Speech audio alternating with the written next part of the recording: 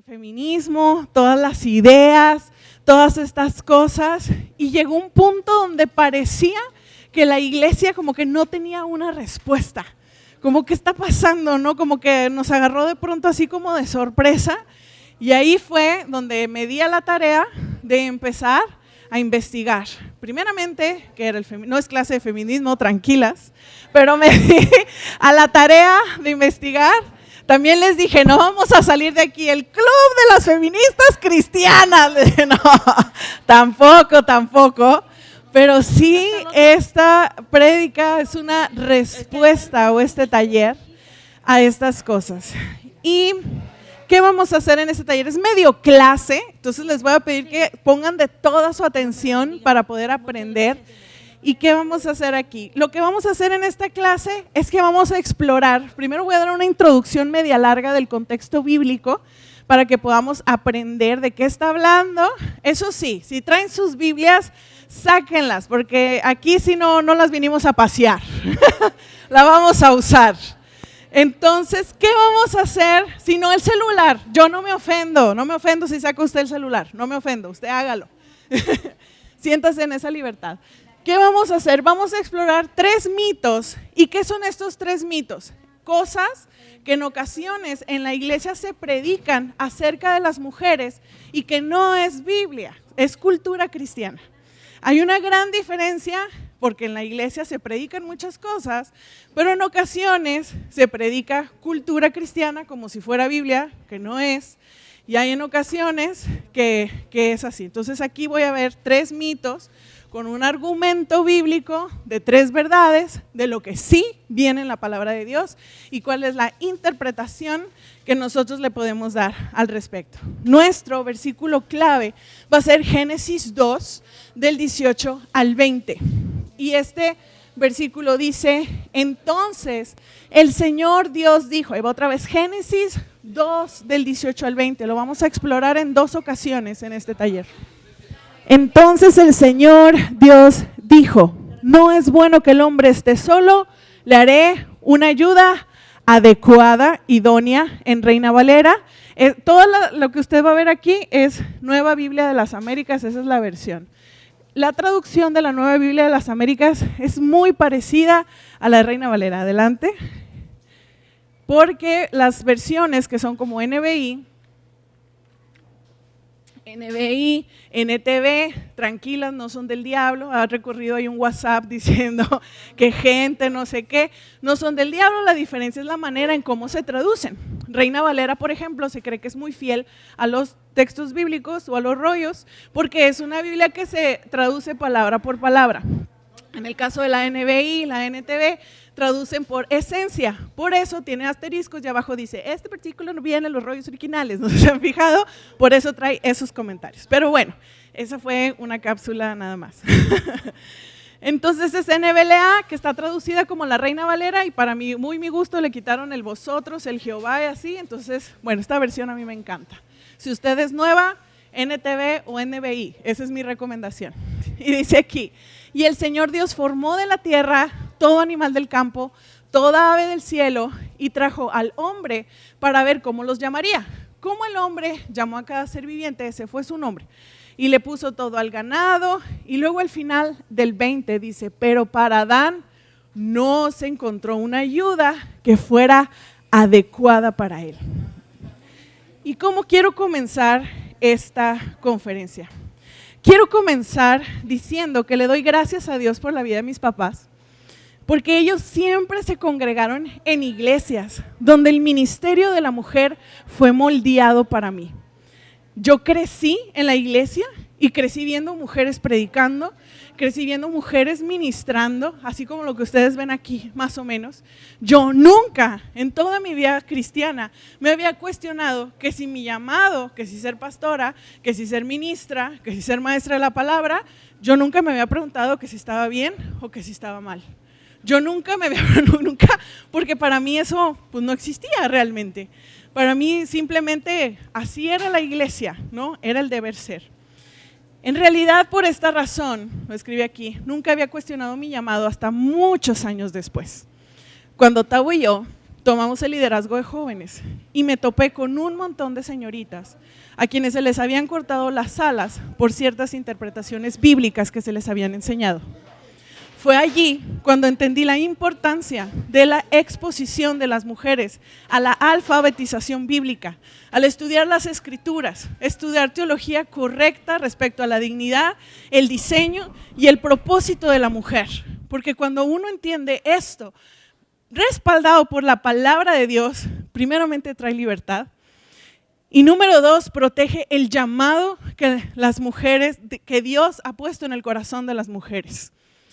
Me voy a atrever esto y ayer les dije, si ya no vuelvo a compartir, ya saben por qué fue. Ay, mi amor. Les digo, ya saben por qué fue, les digo de broma, ¿no?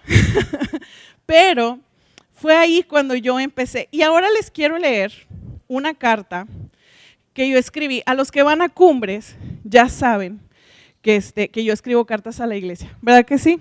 Las de cumbres, ¿verdad que sí? Siempre que hay un día especial, yo escribo cartas a la iglesia. Y entonces, este Día de la Mujer, que fue el famoso 8M, ¿verdad? Escribí una carta para la iglesia. Las de cumbres ya lo oyeron, pero igual ya se les olvidó. Miren, les voy a pedir de su paciencia porque está medio larga, pero les prometo que vale la pena. ¿Listas? Y esta carta que escribí para la iglesia va así.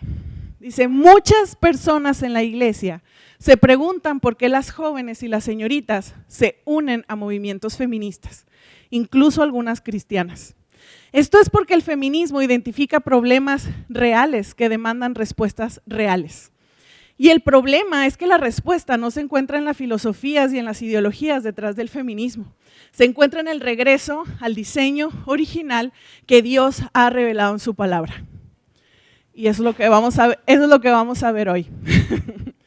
En el principio, en el Génesis, podemos leer cómo Dios mismo, creando con su poder de su palabra innumerables maravillas. Y el primer no es bueno que encontramos en el relato de la creación que salió de los labios de Dios fue cuando vio la soledad de Adán. Y ahí le dijo, te haré una eser kenegdo, lo que quiere decir ayuda idónea en el hebreo, que significa igual a, que coopera con. Ambos creados para reflejar la imagen de Dios, ambos bendecidos por Dios para multiplicarse, señorear y juzgar la tierra. Mujeres, en el principio había orden y mutualidad, no jerarquías. En una armonía perfecta donde había transparencia, mutualidad, amor y servicio, viene la serpiente. Y junto con ella el pecado que nos separa del plan original de Dios para su creación. Tomamos el fruto. Y esto trajo un deseo, una lucha entre hombres y mujeres de enseñorearse los unos con los otros. Vemos en Génesis 3 que Dios prometió una simiente de mujer que aplastaría la cabeza de la serpiente y así empieza a anunciar la llegada de Jesús. Hermoso Jesús. El mundo antiguo era un mundo de hombres. El hombre tenía el máximo poder en casi todos los niveles. Los reyes eran hombres, los rabinos eran hombres, los políticos eran hombres, los líderes militares eran hombres. En un mundo donde las riquezas, el poder estaba en manos de los hombres, vemos a Jesús a lo largo de su ministerio cómo trataba siempre a la mujer con extrema delicadeza y respeto. Vive bajo las medidas de prudencia adecuadas para no escandalizar, pero dar un buen ejemplo. Pero no deja de conceder atención e importancia a la mujer en su predicación y en su nuevo reino. Sucedió después que, esto es Lucas 8:3, sucedió después que él recorría las ciudades y las aldeas predicando y anunciando las buenas nuevas del reino de Dios. Le acompañaban los 12 y algunas mujeres que habían sido liberadas de espíritus malignos y de enfermedades. Y aquí viene esta lista, pongamos atención. María, llamada Magdalena, de la cual habían salido 7 demonios. Juana, la mujer de Cusa, administrador de Herodes. Susana y muchas otras que le asistían con sus bienes.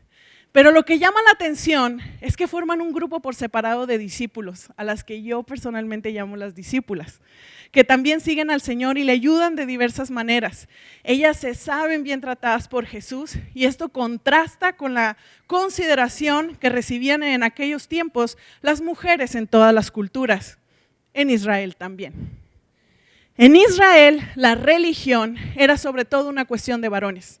La mujer no podía estudiar la Torá, era indigna de participar de la mayoría de las fiestas. La mayoría de las mujeres eran analfabetas y eran consideradas una carga de la familia en caso que quedaran viudas o solas, alguien a quien ignorar, incluso en algunas familias un mal. No se podía hablar con una mujer en público, las viudas tenían una vida difícil porque estaban a expensas de otros familiares, alguien de buen corazón, sin los cuales estaban destinadas a la miseria o a ser indigentes. Pero Jesús es diferente. Todo esto contrasta con la conducta de Jesús. El hecho de llevar un grupo de discípulas es bien diferente a la costumbre de los rabinos, que solo los hombres admitían como discípulos. Jesús enseña y se deja de servir por ellas. Prácticamente lo único que podían hacer por él, servirlo, además de creerle y seguirle. En su predicación abundan ejemplos extraídos del entorno femenino, como la que usa la levadura en el pan, como la que busca la moneda perdida, como las vírgenes que se preparan para la boda, como la viuda y el juez inicuo. Habla con estima de las mujeres del Antiguo Testamento. Este respeto y consideración son más notorios cuando se trata de extranjeras, en las que elogia su fe, contrapone la generosidad de la viuda con la ostentación de los fariseos. Enseña lo más positivo de la mujer y por ello es criticado. Jesús enseña con una actitud lo hermoso que es la mujer, su fortaleza para amar, su fe sencilla y profunda, rechaza el desprecio y la marginación indisimulada en lugares secundarios. Y para finalizar, quiero decir las palabras de Santiago. Ojo, aquí yo me dirijo a los hombres de la iglesia porque pues era en la iglesia y había hombres. Aquí no hay, pero bueno, esto va para los hombres. Dice, y para finalizar quiero decir las palabras de Santiago 1:27. Y dice, la religión pura y sin mancha delante de nuestro Dios y Padre es visitar a los huérfanos, a las viudas en sus aflicciones y guardarse sin mancha del mundo. Hombres, los amamos y los cerca. Sana, sean como Jesús, hombres. Necesitamos hombres cuyo carácter y masculinidad esté fundada en Cristo. Mujer, no rechaces la identidad con la que Dios te creó. No encontrarás propósito y libertad queriendo ser igual a un hombre, porque no lo somos. Dios nos ha dado nuestra propia identidad, nos ha hecho vestidas de fuerza y dignidad, mujeres virtuosas, trabajadoras, confiables para otras mujeres, para otras niñas, para sus hijos, para sus esposos, mujeres que se ríen del porvenir porque su corazón está a los pies del Maestro, buscando vivir para la gloria de Dios. Mujeres, vivamos vidas piadosas, que nuestros ojos estén puestos en Cristo, nuestra vida rendida a Él, y podremos ver entonces el cielo en la tierra. Esa fue la carta. ¿Ya se acabó la clase? No se crean. Esa fue la carta que les escribí. Les digo, es la carta de la pastora para la iglesia. Perdón, yo tomo mucha agua. Esa es la imagen que iba para lo que estaba leyendo. Muy bien, vamos a comenzar ahora sí a estudiar. Fíjense aquí. Vamos a empezar primero los 3 textos que voy a estar explorando dentro de esta clase. Vamos a pasear entre Génesis 1, Génesis 2 y Génesis 3.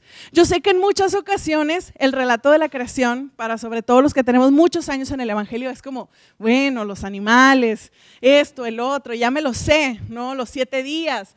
Pero la realidad es que el relato de la creación es súper importante porque ahí es donde podemos ver el diseño original de Dios para la creación. Si el hombre no hubiera pecado, casi creo la Biblia hubiera estado nada más entre Génesis, Apocalipsis y todo lo de en medio son las 1830 oportunidades de Dios para redimir al hombre. De eso se trataría la Biblia, tendría 2 libros nada más. Pero no es así. Entonces, ¿dónde podemos? Bueno, primero quiero ver este versículo. Dice aquí, estos son, bueno, no me estoy adelantando, perdón. Fíjense, primeramente tenemos que entender que el relato bíblico de la creación juega un papel crucial en la formación de la comprensión cristiana de lo que es la antropología. ¿Qué es la antropología cristiana? Es lo que contesta qué es un ser humano. También lo que es el sexo y el género, qué es ser hombre y qué es ser mujer. Esas respuestas las encuentro en Génesis 1, 2 y 3. La vocación y el ministerio y qué deben hacer el hombre y la mujer en el mundo y dentro de la iglesia. Vamos a empezar a ver Génesis 1 y 2. Pero la clave para entender cómo están escritos esos dos capítulos la encontramos en Génesis capítulo 2, versículo 4. Y dice este versículo, ahí ustedes vayan anotando, vayan subrayando. Estos son los orígenes de los cielos y la tierra cuando fueron creados. El día en el que el Señor Dios hizo la tierra y los cielos.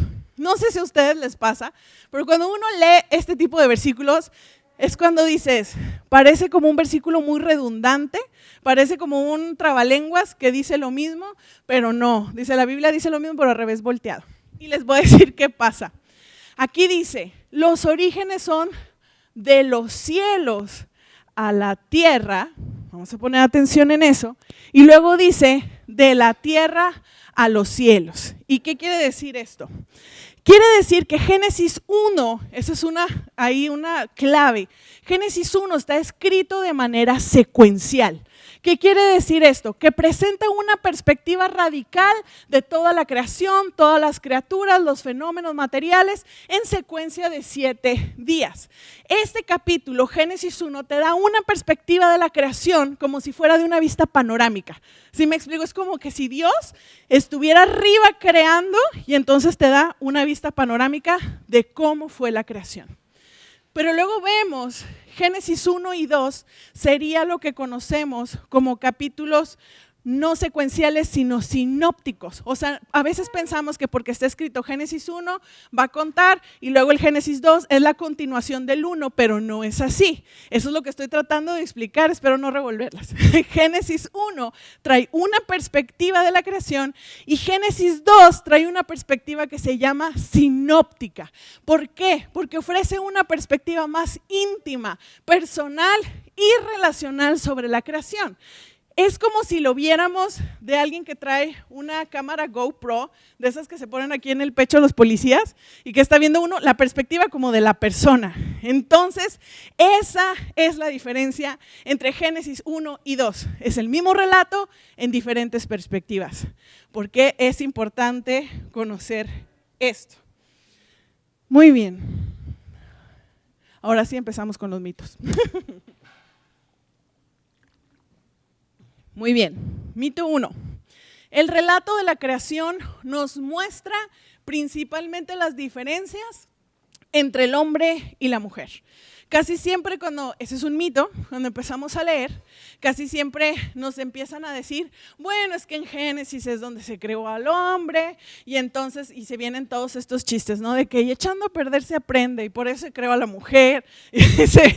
Sí, así vienen algunos chistes, ¿verdad? Y es que entonces, pero miren, lo que podemos ver en la creación es que Dios estaba diciendo, así van a ser las cosas. No sé si ustedes se fijan que hay un texto donde dice, el famoso texto que todos repetimos, y entonces dejará el hombre a su padre y a su madre y se unirá a su mujer. Todos nos sabemos de memoria, ¿verdad? Ese versículo está aquí en Génesis 2. Mi pregunta es, ¿acaso Adán y Eva tenían papá y mamá? ¿Y qué tiene que ver ese versículo con Adán y Eva? Si era la boda de Adán y Eva. Nos damos cuenta que era Dios diciendo, así van a ser las cosas. Este es el modelo. Entonces dice, el relato de la creación nos muestra, pero ese es el mito. Y la verdad es que el relato de la creación nos muestra primeramente a un Dios bueno tratando de conectar con la mujer y el hombre. Algo que me explotó la cabeza una vez, escuché a un teólogo que decía que muchas veces creemos que el Edén era como un lugar, como decir Monterrey, o como un lugar geográfico, pero en realidad también se cree que el Edén era la presencia de Dios misma. Entonces, lo que Dios estaba creando era un lugar para convivir con el hombre, un lugar para conectar con él, un lugar donde dice que Dios se paseaba. O sea, imagínense qué privilegio vivir en un lugar donde sabes que Dios se anda paseando por ahí. O sea, que cualquier duda, cualquier cosa que tengas, oye Dios, qué bueno que te veo pasar por aquel árbol, oye, fíjate qué gusto. ¡Qué conexión! Pero luego también cuando hay otras predicaciones, porque Dios al que ama disciplina. Pues sí, pero vemos a un Dios queriendo conectar. Estos paréntesis de crianza, nuestra filosofía mía y de mi esposo de crianza es corrección antes que conexión. Conexión antes que corrección. Conexión antes que corrección. Esa es nuestra filosofía de crianza. Siempre investiguemos antes de tomar ejecuciones del asunto. Aquí viene Génesis 1, 26 y 31 y lo vamos a explorar. Porque esta verdad que en el relato de la creación nos muestra un Dios bueno conectando, creando hombre y mujer en igualdad, unidad en el origen. Génesis 1, 26 dice, y dijo Dios, hagamos al hombre. Este hombre en el hebreo es la palabra Adam y significa ser humano, raza humana, no hombre masculino. Dice, y dijo Dios, hagamos al hombre, a la raza humana, a nuestra imagen, conforme a nuestra semejanza y ejerza dominio, la raza humana, sobre las aves del cielo, ganados, tierra, reptil que se arrastra sobre la tierra. Dios creó, versículo 27, al hombre, otra vez Adán, raza humana. A imagen suya, a imagen de Dios los creó, varón y hembra los creó. Aquí lo que está diciendo Dios es, ok, están los animales y entonces voy a hacer al ser humano y luego voy a hacer, del ser humano va a haber como de dos, hombre y mujer. Y estos dos van a representar la imagen de Dios. Porque hay gente, por ejemplo, que predica que solamente en el hombre se refleja la imagen de Dios. Porque como fue hecho primero, entonces por eso nada más en él. Pero no, aquí es donde podemos ver que en los dos se refleja la imagen de Dios. ¿Qué podemos aprender? Que al crearlos Dios no hizo ninguna diferencia en términos de dignidad. Hasta aquí Dios no ha dicho, este es diferente por esto, es diferente por el otro. Ambos reflejan la imagen de Dios. ¿Por qué?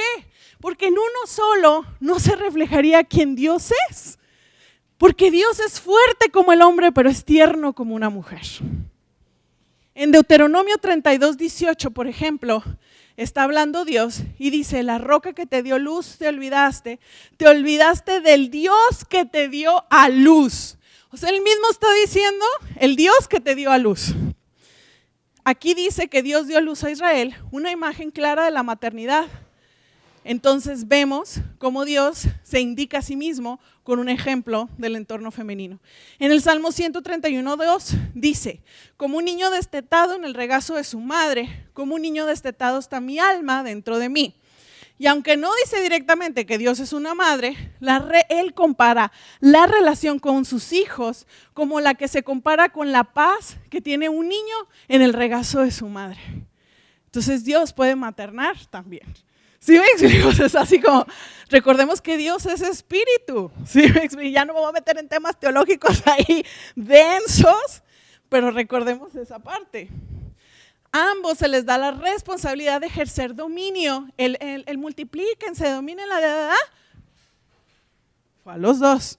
A ambos los bendijo y se les dio permiso de disfrutar lo que se había creado, no por separado, juntos. Por eso les digo, esta plática tampoco se trata de las mujeres, no, es de la unidad perfecta en la cual Dios nos creó. Y si bien el texto bíblico hace una distinción entre la raza humana, hombre y mujer, hay diferencias físicas, no vamos a decir que somos iguales, pero no vemos a Dios dando alguna diferencia en llamado, dignidad, identidad, roles de género o su trato con las otras partes de la creación. Si todo nuestro concepto acerca de lo que son las relaciones entre los hombres y las mujeres provinieran exclusivamente de la Biblia hasta aquí, o sea que alguien que no ha leído nada y les hazme una definición de la relación entre hombre y mujer, hasta aquí. Sería una definición más o menos así.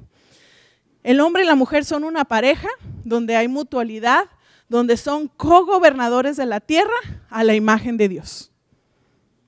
That's it. Pero no se queda ahí. Y vamos a ver el mito número 2. La historia de la creación coloca a la mujer en segundo lugar. Y esto nos indica que tiene una posición, por esta razón, inferior, como una ayudante, como una subordinada para el líder, que es el hombre. Tranquilas, no me linchen. No, pero cómale la cabeza. Vamos a darle tranqui, vamos a darle tranqui. Este es el mito, pero ¿cuál es la verdad? En la creación no hay subordinación, hay mutualidad.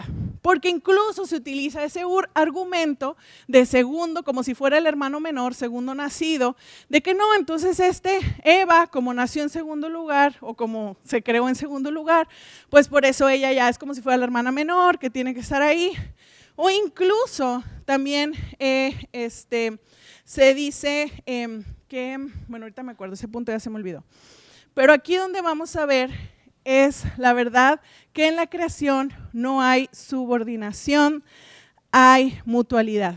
Y aquí es donde quiero decirles que Dios le brinda a la mujer el rol de ser kenegdo, que es la ayuda idónea que resalta la imagen y la semejanza de Dios. Aquí va. ¿Esto dónde viene? En Génesis 2, del 18 al 20. Y dice, Génesis 2, del 18 al 20. Ya me acordé lo que iba a decir. Lo que iba a decir es que alguna gente que dice, no, es que como Dios entonces creó, por eso el hombre es superior, porque la mujer fue creada después. Yo dije, bueno, si nos vamos con esa lógica, pues entonces los animales son más porque ellos los crearon primero. Pero claramente ese argumento no funciona así, ¿verdad? Pero bueno, eso es lo que iba a decir, ya me acordé. En Génesis 2, del 18 al 20, dice, entonces el Señor dijo, no es bueno que el hombre esté solo. ¿Qué podemos encontrar? El primer no es bueno de Dios en la creación. Encontramos que cielo y tierra es bueno, que animales es bueno, que plantas, y Dios vio que era bueno, que el hombre solo no es bueno. Pero saben que esto no nada más aplica para el matrimonio, porque muchas veces hablamos de eso, como de sí, el hombre, la mujer, el matrimonio. Volvamos al tema, al original. El deseo de Dios no era que el ser humano estuviera solo. Si tú eres soltera, o estás separada, o eres viuda, o lo que sea, esto no es exclusivamente para el matrimonio. ¿Saben por qué? Porque Dios nos hizo nacer para habitar en familia. Cuando uno nace con el diseño de Dios, con papá y con mamá, para habitar en familia. Yo les decía a las chicas de ayer, cuando nació mi hijo Mauro, nació y lloraba y nada más quería que lo tuviera aquí y pegado y aquí, y luego me daban las clases que contacto piel con piel y que no sé qué. Oigan, yo la verdad no soy de esas mujeres de instinto maternal, la verdad. Me esforcé, pero no me salía. Entonces, yo de verdad un día en la madrugada le decía, Señor, ¿por qué? Le dice, ¿por qué los seres humanos no son así como los caballos de que nacen y andan corriendo así? Ya, se alimentan solos, ya independientes. No, porque Dios quería enseñarnos algo. Somos el mamífero más dependiente de toda la creación. Dios nos hizo nacer para habitar y no es bueno. ¿Saben por qué? Porque también cuando nacemos de nuevo, Dios nos hace nacer en una familia de fe. Porque Él no quiere que estemos solos. No es bueno que el hombre esté solo. ¿Qué podemos ver? El primer no es bueno. Cuando leemos ayuda idónea, aquí en NBLA dice ayuda adecuada, le cambiaron aquí el nombre. A veces pensamos en esa ayuda idónea, vuelvo al tema, en predicaciones, en contextos, se traduce como si fuera la ayudanta, se traduce como si fuera la asistente del mago, ¡tan, tan! Así el mago haciendo todo el truco, y la asistente, el adorno, ¿no? Así a veces se traduce, así como si fuera lo de la mujer, pero a mí me gustaría que viéramos aquí. Ayuda idónea, la palabra en hebreo es ser kenegdo. La palabra es ser, que es esta que está aquí. Es una ayuda, el significado en hebreo al español es una ayuda que socorre. Déjenme les digo algo, déjenme les leo lo que viene aquí. Pero el significado es mucho más robusto de lo que se refiere. En realidad se describe como una fuerza poderosa, un socorro vital, incluso es una característica con la que Dios se describe en otras porciones de la palabra. Es una característica de fuerza y de socorro que solamente Dios puede dar. En Deuteronomio 33:29 dice: dichoso tú Israel, ¿quién como tú? Pueblo salvado por el Señor, Él es tu escudo y tu ayuda, tu eser. Y ahora viene un versículo que todos nos sabemos, Salmo 121:1, y dice: levantaré o alzaré mis ojos a los montes, ¿de dónde vendrá mi eser? Es la misma palabra, ¿de dónde vendrá mi eser? ¿De dónde vendrá mi socorro? Mi socorro viene de Jehová. La traducción eser kenegdo en su contexto nos ayuda a entender que la mujer es una ayuda igual a, en el mismo nivel, no una ayuda inferior o menos que el hombre. Como el hombre confiesa y la reconoce en Génesis 2:23 y dice: ella es hueso de mis huesos, carne de... ¿Es igual a mí? Es igual a mí. O sea, el contexto de esto de que no le encontró ayuda idónea y que no sé qué, es que estaban Adán y el Señor. A ver, este perro, perra, gallo, gallina, mula, caballo, y la mía, Señor, así como, no encontró el Señor ayuda para él. Vamos a hacerle la ayuda idónea. En este texto, hasta aquí, no se encuentra ninguna prerrogativa donde se le dé a Adán algún mandamiento de que él es el líder de la mujer. Por el contrario, tranquilas, no se me ataquen. Por el contrario, lo podemos ver en un estado incompleto, sin ella. Esto no significa que ella sea superior, sino que ella lo necesita a él, tanto como él la necesita a ella. En Edén hay mutualidad, no subordinación. Y vamos al mito 3. Yo dije, les voy a dejar mucho tiempo libre, no, quedan 5 minutos. Entonces, el mito 3 es relacionado a un versículo. Hay un versículo que ya está en el contexto de la caída, lo que conocemos como la caída. A mí me gustaría de verdad adentrarme así, por eso se volvería una clase de 3 horas. Entonces, vamos a hacerlo así, no va a ser largo, porque yo soy pedagoga de profesión y la mente capta lo que la pompa aguanta. Entonces, vamos a ser breves. Génesis 3:16 es cuando Dios ya está dando la maldición. Ojo, Dios maldice a la tierra, pero nunca maldice al hombre y a la mujer. Es algo muy importante. Pero el versículo 3:16, ¿qué dice Génesis 3:16? Dice: con todo tu deseo será para tu marido y él tendrá dominio sobre ti. Y hay gente que usa ese versículo para argumentar que por eso los hombres tienen que ejercer dominio sobre las mujeres. Pero, ¿cuál es la verdad? La caída cambia la perspectiva del hombre y que eso que se dice en la caída no era el plan de Dios. Eso es el gran mito. Esto que se está diciendo aquí son las consecuencias por lo que pasó. No era el corazón de Dios que las cosas fueran así. Sin embargo, es por eso, aquí se ha dicho muchas veces, no saquen versículos de contexto. Eso es sacar versículos de contexto. Si se lee en el contexto, se refiere a las consecuencias caóticas del pecado. La expresión "se enseñoreará de ti" implica dominación y señorío, pero esto se presenta en consecuencia del pecado, no como el diseño divino.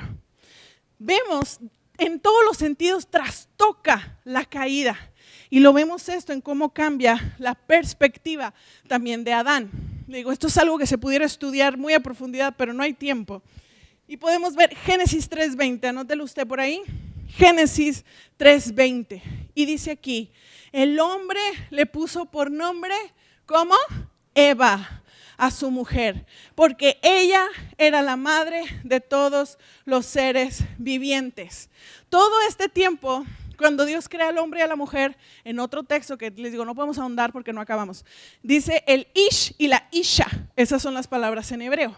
Pero aquí es donde le llama Eva, porque era la madre de todos los seres vivientes. Y entonces Adán deja de ver a Eva por quién es y empieza a verla por lo que ella hace. Esos son los efectos de la caída. Empezamos a ver a los seres humanos por lo que nos pueden dar, no por lo que el Señor los hizo, por la dignidad que el Señor ha depositado en ellos. Ahora, ¿cómo es? Tenemos que entender.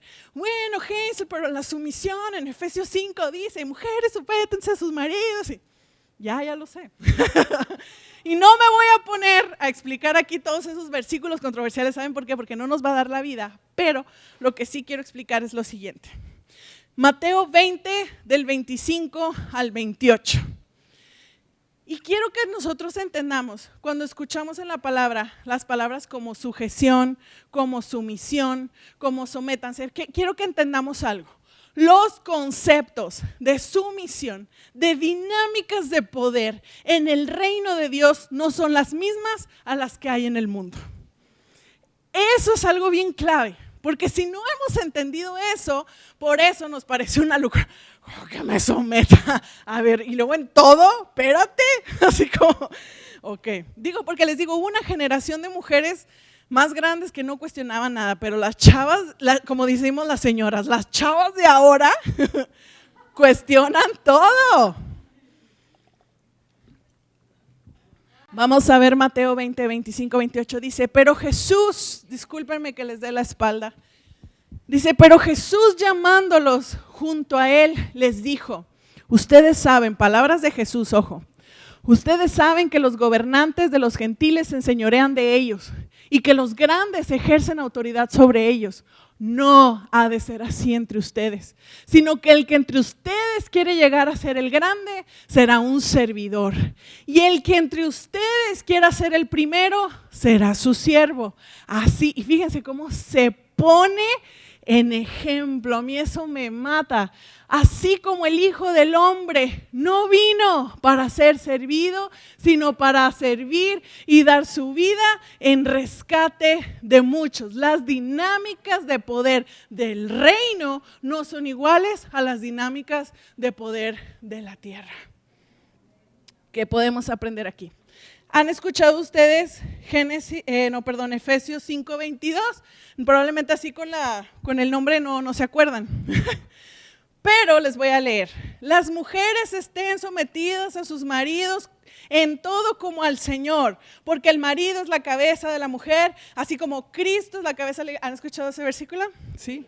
Ok, vamos. Efesios 5, por favor. 5.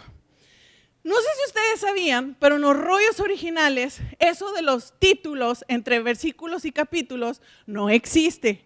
Eso ya fue añadido después, como que las editoriales dijeron, bueno, vamos a darles una ayudadita, como que la Biblia está complicada, para darles ahí un spoiler de qué se va a tratar el capítulo.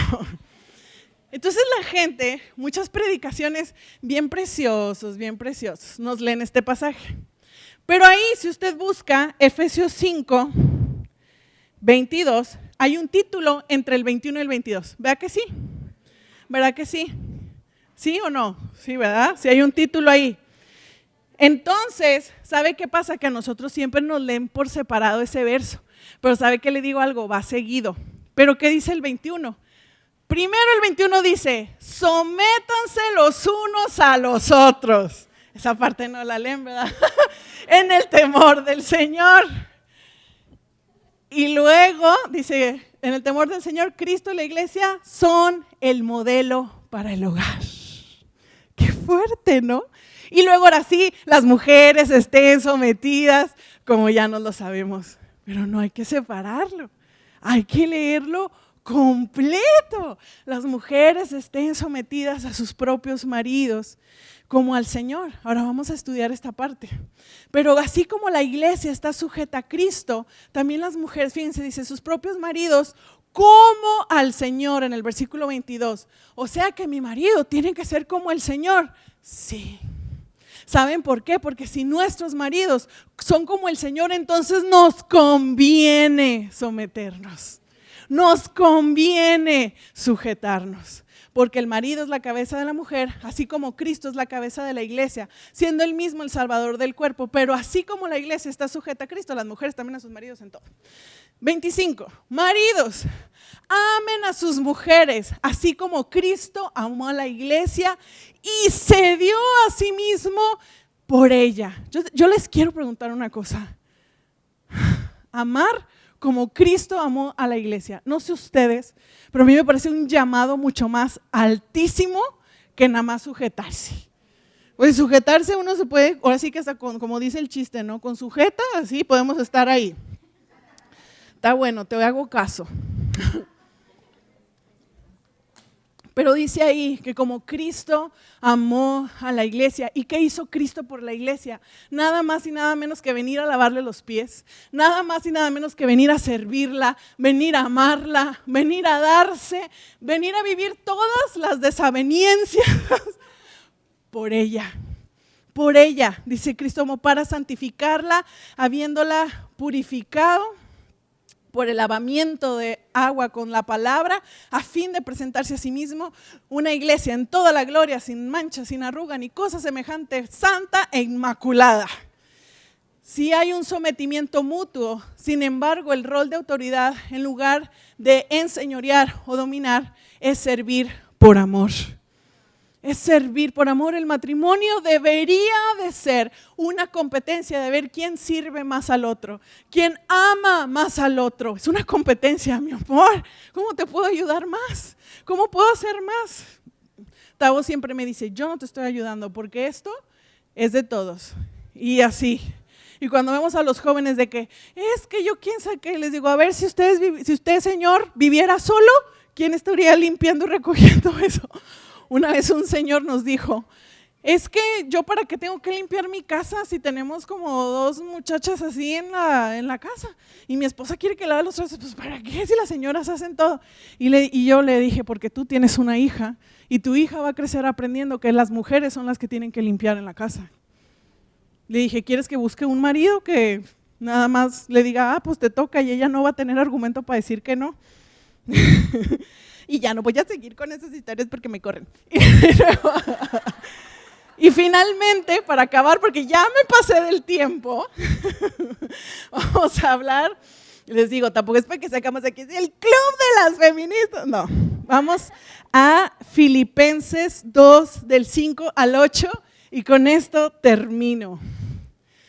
Filipenses 2 del 5 al 8, ya no lo sabemos, pero dice pues, haya pues en ustedes esta actitud que hubo también en Cristo Jesús.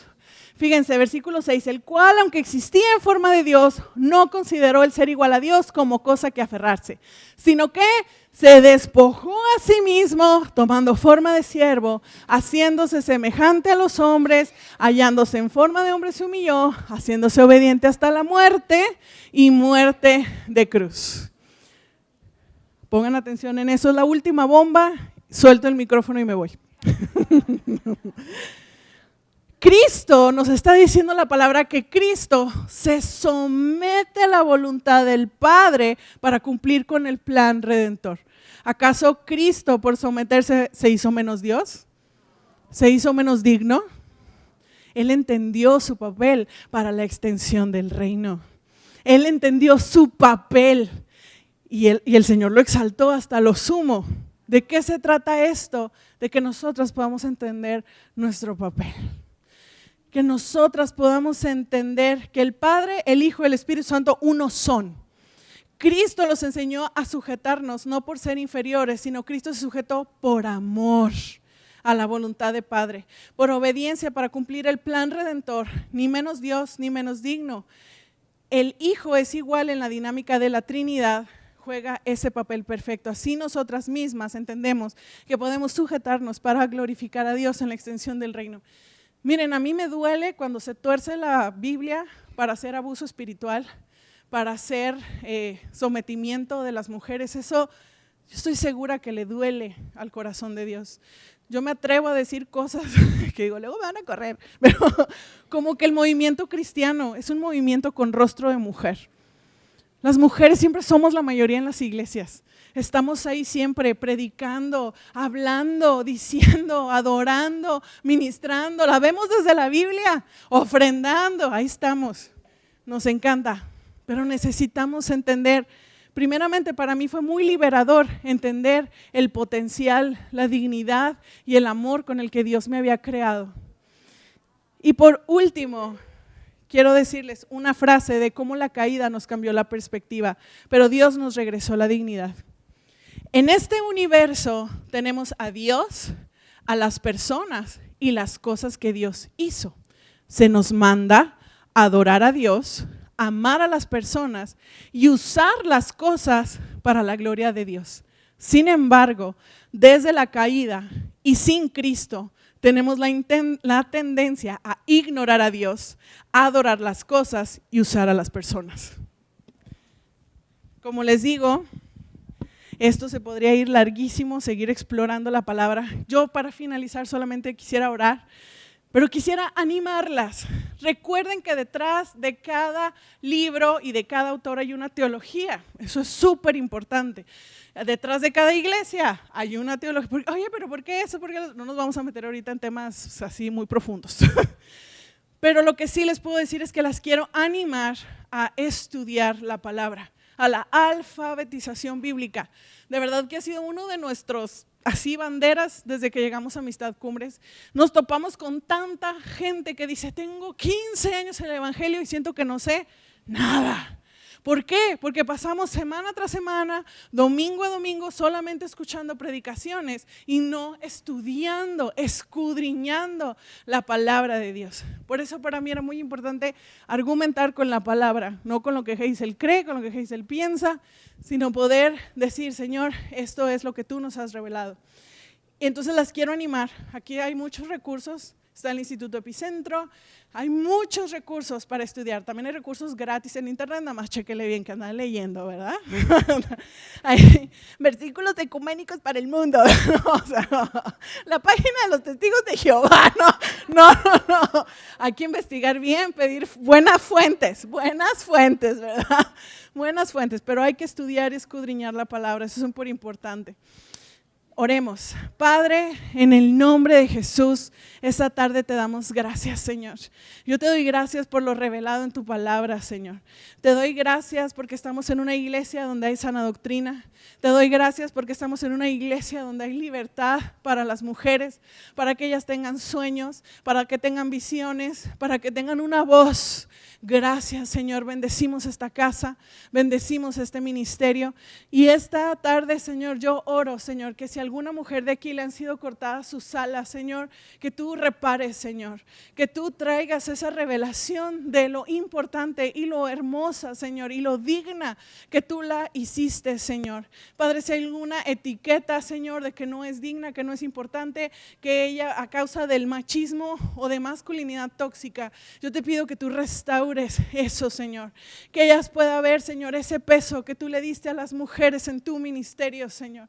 Te doy gracias porque tú nos creaste, Señor, y yo oro, Señor, que tú las inspires a estudiar tu palabra, Señor, que tú las inspires a predicar, a hablar, Señor, a levantar la voz por quienes no la tienen, Señor. Gracias por el ministerio de la mujer. Yo las bendigo en el nombre de Jesús y te doy gracias. Amén y amén. Gracias por su atención.